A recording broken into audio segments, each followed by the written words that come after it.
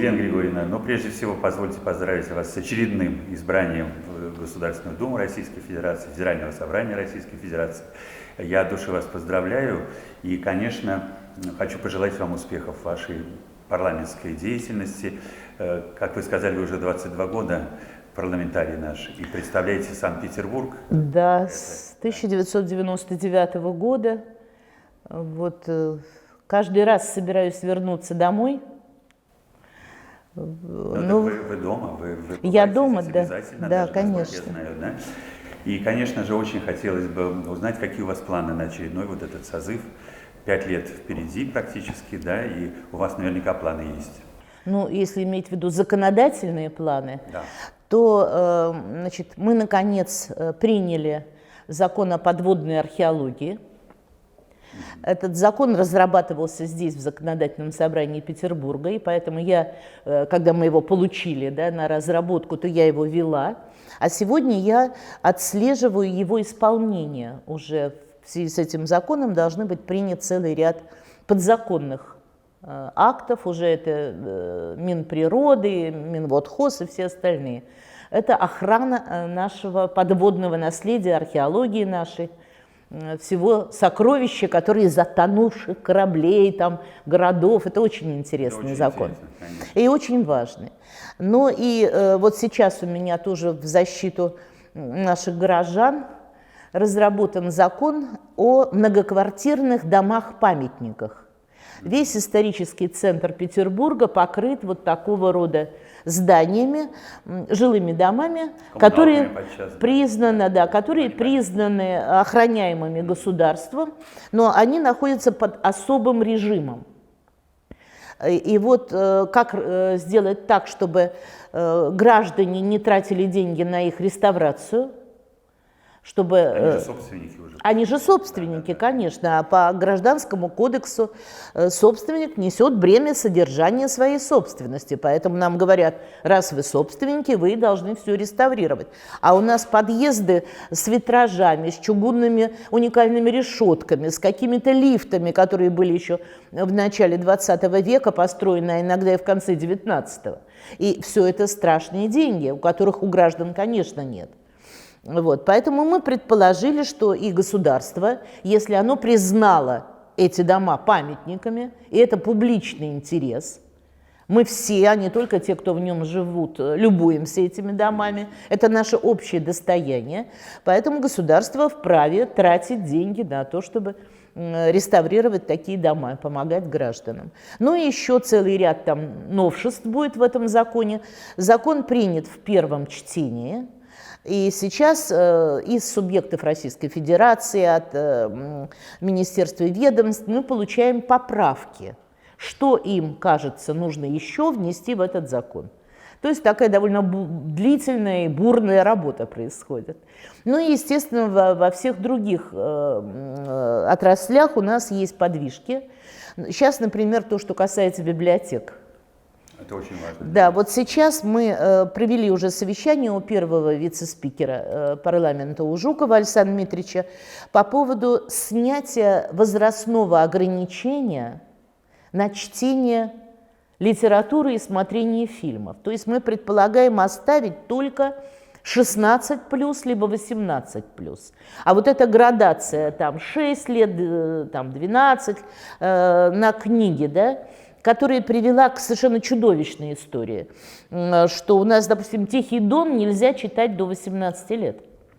А он находится в учебной программе, школьной. Да. И таким образом у нас 2 нормативных акта вошли в противоречие. Кто же сегодня ставит вот эти 6+, 12+? Сами издатели. Это они, страхуясь, что вдруг кто-то там увидит какое-нибудь там насилие или чего-нибудь, они и ставят. А наши исполнительные органы буквально принимают это к исполнению. И если вдруг в книжном магазине, либо в библиотеке несовершеннолетнему будет эта книга выдана, то будут отвечать по административному, уголовному кодексу, будет отвечать тот, кто передал ее. Поэтому вот мы видели книга «Тихий дон», запаянная в целлофан, согласно закону, как нецензурная, понимаете, содержащая нецензурную лексику. Вот такое безобразие. Мы собираемся это отменить и разрешить все, что находится внутри учебной программы, образовательной, средней школы, там, высшей школы, все это разрешить в открытый доступ и оставить градацию вот эту 16 или 18+. Сейчас на этот счет еще пока идут переговоры. Мало того, я настояла, надеюсь, что это будет в законе прописано, что в комиссии, которая определяет, как бы можно ли читать ребенку или нельзя читать ребенку эту книгу, будут не одни педагоги, психологи детские, но и культурологи, и искусствоведы.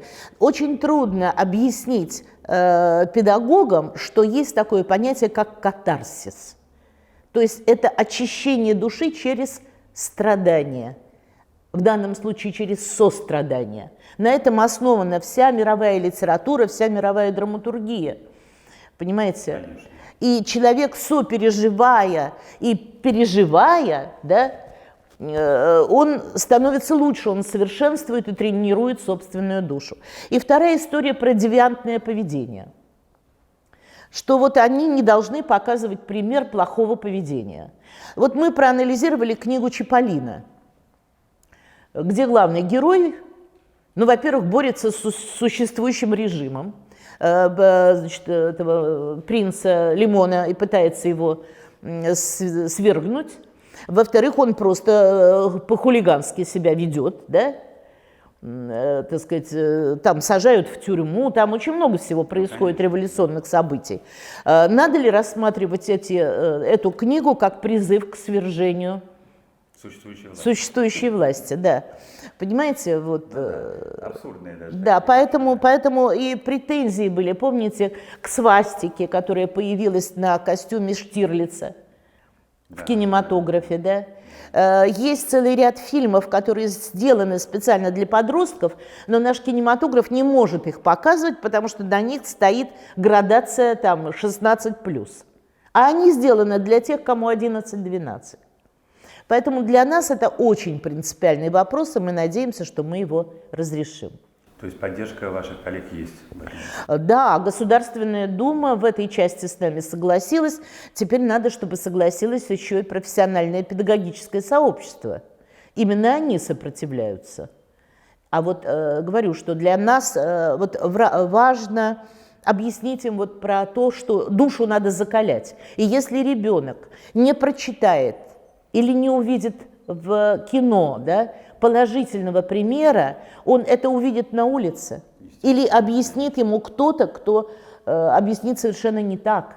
Поэтому о трудных вещах, о проблемных вещах надо обязательно ребенку говорить, готовить его к будущей жизни.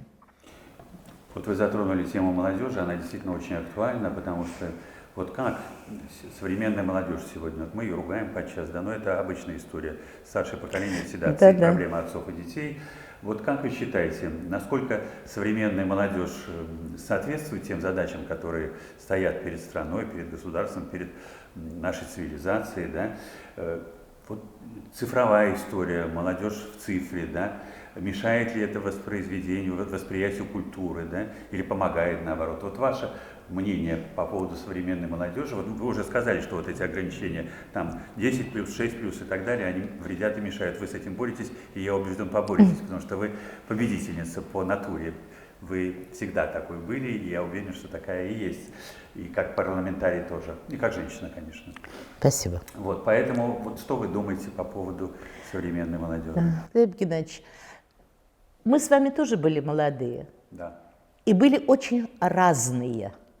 Понимаете? И в нашем поколении, так же, как и в нынешнем поколении, тоже молодежь очень разная. Есть молодежь, которая настроена на то, чтобы совершенствоваться. Они заполняют собой и залы вашей библиотеки, да. Они заполняют собой, значит, залы театров. Очень молодежная аудитория сегодня. Они много чем интересуются, и у них очень широкий кругозор и доступность. А есть такая вот, так сказать, общество потребления, которое мы с вами воспитали, да? Вот эти блондинки с надутыми губами, которых, значит, брендированные, да. Вот это страшный ужас, но он и у нас было в наше время, это мещанство у нас называлось, да. Сегодня у этого другое название, что не меняет его сути. Поэтому я считаю, что вот эта разная молодежь, и мы надеемся, что та молодежь, которая сегодня совершенствуется, которая пытается выйти на новые горизонты какие-то, что она и будет определять дорогу в будущее для нашей страны. И вы знаете, что у нас есть и школа лидеров, есть и президентский путинский резерв, так называемый, где мы готовим смену будущих руководителей. Они проходят очень такую суровую и разностороннюю школу. У нас в наше время это тоже было. Да, вы помните, школа при профсоюзах, при комсомоле, вот эта вот переподготовка, чтобы занять более высокую ступень должностную, надо было пройти обучение. И это было учение серьезное. Вот сегодня мы снова возвращаем эту систему в другой форме, но она есть. И вот некоторые депутаты помоложе прошли эту школу, и один из них, вот мой сосед, стал губернатором Омской области, там еще, значит, девушка замечательная, она сегодня член Совета Федерации от Архангельской области, они обучились вот в этой самой школе губернаторов, так называемой. Вот. Но я считаю, что это, в общем, такой социальный лифт, который должен появиться везде.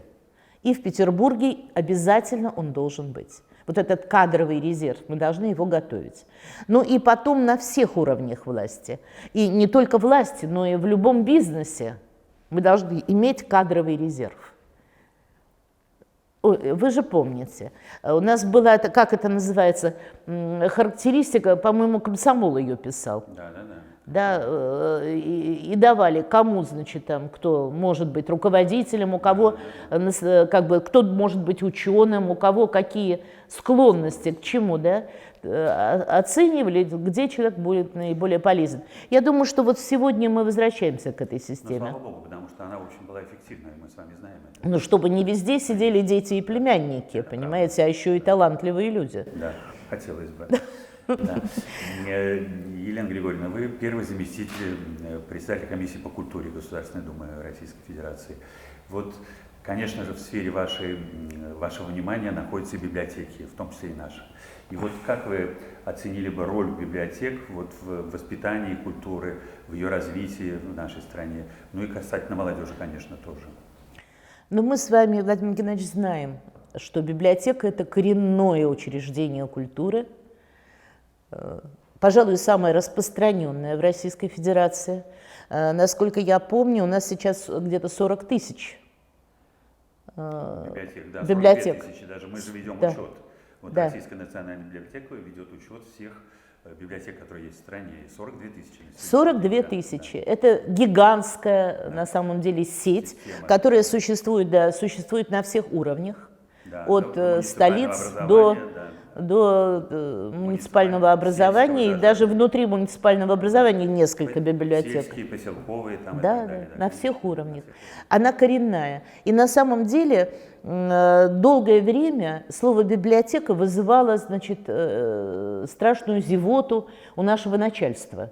Они не понимали, зачем столько библиотек. Но вот на последнем заседании Комитета по культуре выступал аудитор счетной палаты, который проверяет на самом деле по поручению парламента, у нас есть счетная палата, это Кудрин, знаете, да? Вот, тоже наш земляк. Значит, они проверяют деятельность отраслей. И вот он пришел и вот с такими глазами говорит, я в потрясении. Я не мог себе представить, что такая востребованность библиотек сегодня. Мало того, он проверял, как тратятся бюджетные деньги на модельные библиотеки. Вот такая история, как модельная библиотека, значит, новость. И он говорит, это так интересно. Ну, это, по сути дела, центры культуры, эти модельные библиотеки. Конечно, да. Там В широком все, смысле, да. там все, да. Там тебе как... Библиотека как основа, а Да. дальше вокруг нее уже Да, формируется культурная вот, среда. поэтому у библиотек очень большое будущее. Мы пока модернизировали только 600 Это 600. Да. библиотек, а перед нами гигантская задача все 42 тысячи библиотек превратить вот в такие современные культурные центры, очень мобильные, мало того, бесплатные, они доступные для любого гражданина, и для молодежи, и для детей, и для стариков, понимаете. И вот была в библиотеке позавчера, в городской нашей библиотеке, утром. Да, утром была в Маяковке, в 10 утра. И уже места за компьютерами все заняты. И уже народ потянулся, как только она открылась, уже туда тянется народ. Почему? Потому что там можно спокойно работать.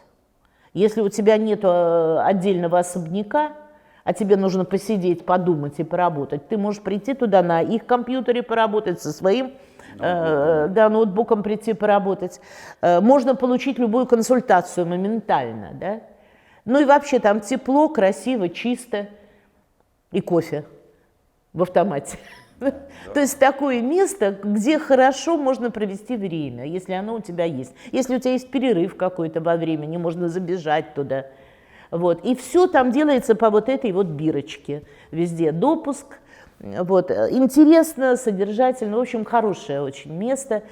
И такие места ведь не только в центре, это центральная библиотека, а в районных библиотеках такая же история, которые прошли через модернизацию. У нас есть библиотеки направленные, есть вот морская библиотека, ее придумали сами граждане, живущие на Васильевском острове, они подали заявку в правительство, что они желают такую библиотеку модернизированную с морской тематикой.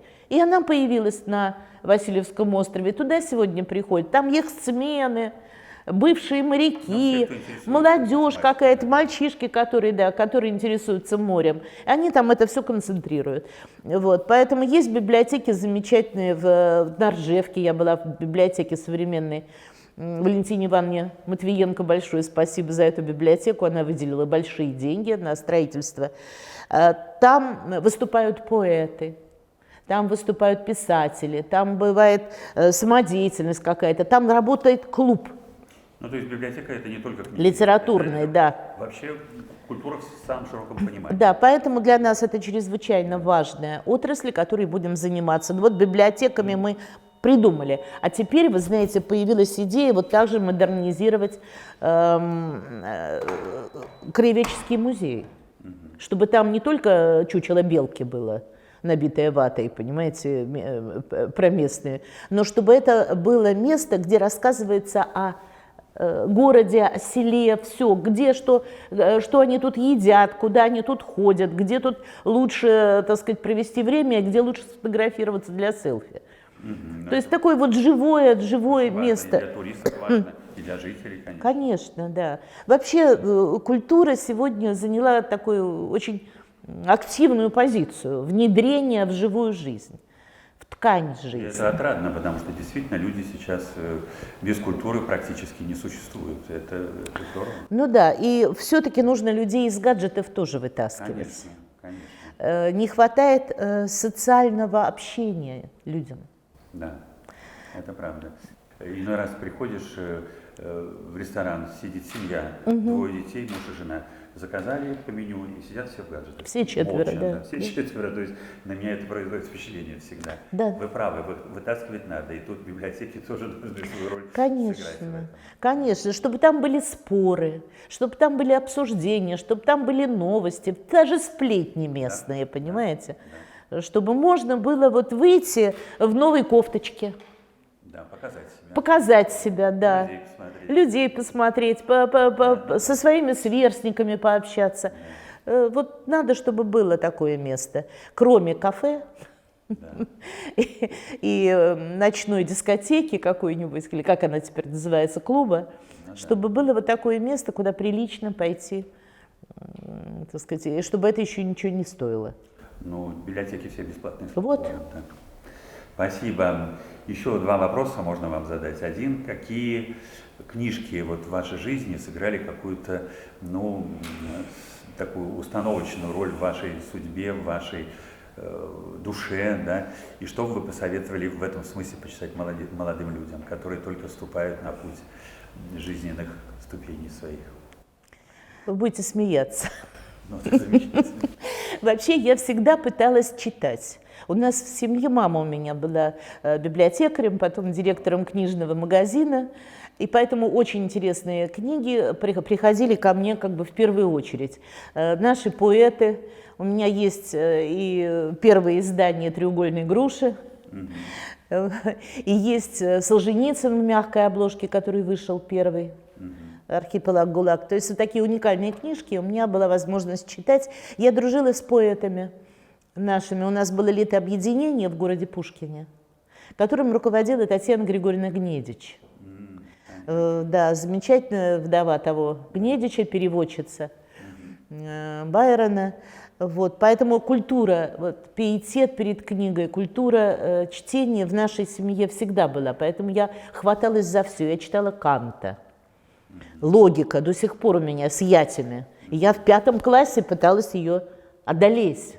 Мне казалось, что вот там, или там «История дипломатии», у папы были такие книжки. Вот. Но на меня больше всего повлияла научная фантастика.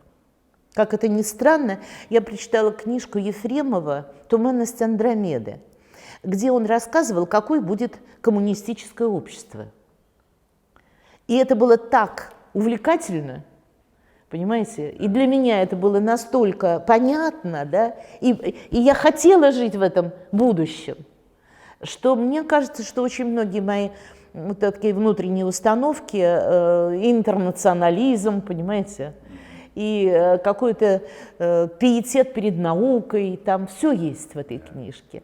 Вот она меня во многом сформировала. Это странно. Я читала, не знаю, там «Освоение Венеры», «Венерианцы» книжка называлась. Мама мне не разрешала ночью читать, потому что утром в школу вставать.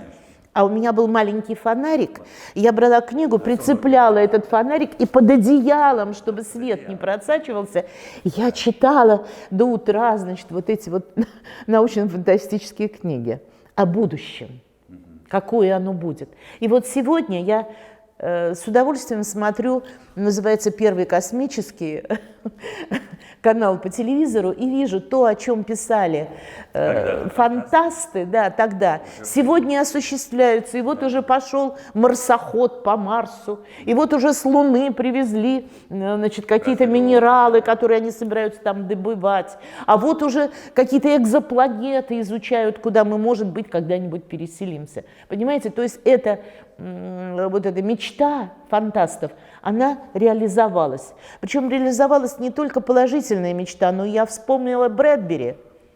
Помните, страшное, как это, я забыла, как он называется, этот рассказ, когда в телевизоре были львы, и они сожрали живого человека. Те самые из экранов. Понимаете, когда вот разрушилась эта стена между вымышленной реальностью и настоящей реальностью, да, вот это и страшные эти рассказы из одуванчиков, я забыла, что... Вино из одуванчиков, конечно, вино из одуванчиков. То... Вот это пророчество негативное, они тоже сбылись. Да, да. В другой форме, но вот я их сегодня вижу. Вот это удивительно, это всегда поражает. Поэтому я всегда смотрю на писателей, Сейчас есть. особенно на писателей-фантастов, смотрю как на провидцев. Да. К ним присматриваться. Да. Елена Григорьевна, спасибо большое. Последний вопрос, если позволите. Вот сейчас много мы говорим о ценностях, да? Мы говорим, что вот Россия является оплотом традиционных христианских ценностей, да? Вот что, на ваш взгляд, самое важное, самое главное в этих ценностях, которые мы должны беречь и в душе, и в жизни? Наш, как мне кажется, спор с сегодняшним безбожным Западом, они считают, что человек и есть вершина, и человек должен принять себя и любить себя таким, каков он есть. Мы же всегда в себе сомневаемся, понимаете? Мы, понимая свое несовершенство, пытаемся стать лучше. И вот эта наша православная, да, вера, она нас подвигает в эту сторону. Поэтому я считаю, что главное, вот, я не знаю, как это называется, в заповедях, я человек не воцерквленный, читающий там литературу, да, но плохо знающие, в мое время это не сильно изучали. Но я понимаю, что наш спор об этом. Наш спор о том, как относиться к себе и сегодняшнему человеку. Основа постмодернизма, да, это. Вот это. Мир надо принимать такой, какой он есть. Человек, ты имеешь право быть таким, какой ты есть.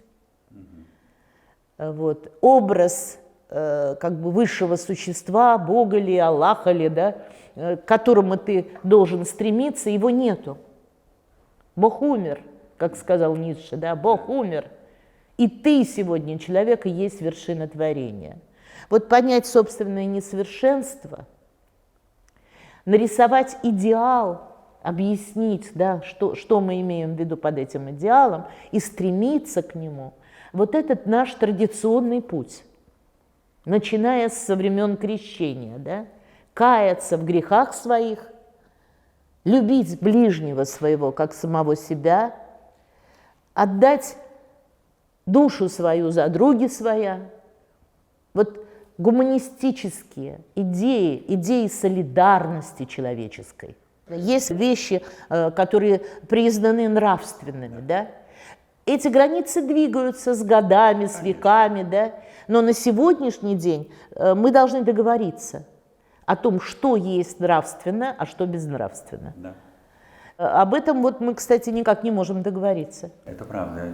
Очень интересно вы трактуете. Это просто, вот я хочу сказать, что не часто услышишь. В правительстве в свое время, значит, обсуждали проект закона, который я сочинила тоже со своими товарищами, это о запрете, значит, порнографии в Российской Федерации. Потому что мы в конвенции подписали запрет порнографии, а что это такое, у нас законом не определено. И мы написали. И тогда, я помню, мне в правительстве объясняли, что защищать нравственность взрослых людей, что этого не надо делать. Давайте хотя бы детей защитим, договорились тогда мы, и у нас появился закон о защите нравственности несовершеннолетних. А вот уже запрет, так сказать, всего остального мы так и не пробили. Это тоже разговор о степени как бы или возможности ограничения свободы распространения информации в целях защиты общественной нравственности. Сегодня эта норма записана в Международной конвенции о правах человека. Это право государства. Но государство этим не воспользовалось правом, потому что мы с вами как бы в обществе пока не договорились о том, где эта граница проходит. В Дагестане это одна граница, а в Петербурге это другая граница. А в Москве еще третья. Да, понимаете? Вот именно поэтому у нас и нет федерального закона, который определяет, где эта граница проходит. Над этим можно работать. Конечно. Вашу комиссии тоже, комитету, да. Да, мы вас приглашаем, давайте будем думать. Спасибо, это очень интересно, и я признателен вам за такое откровенное повествование, за ответы на вопросы. И, честно говоря, вот вы просто не только замечательная актриса, не только замечательный парламентарий, но еще, я бы сказал, что замечательный ученый. Спасибо большое. Вот с умным человеком всегда приятно поговорить. Спасибо большое. Всего самого доброго.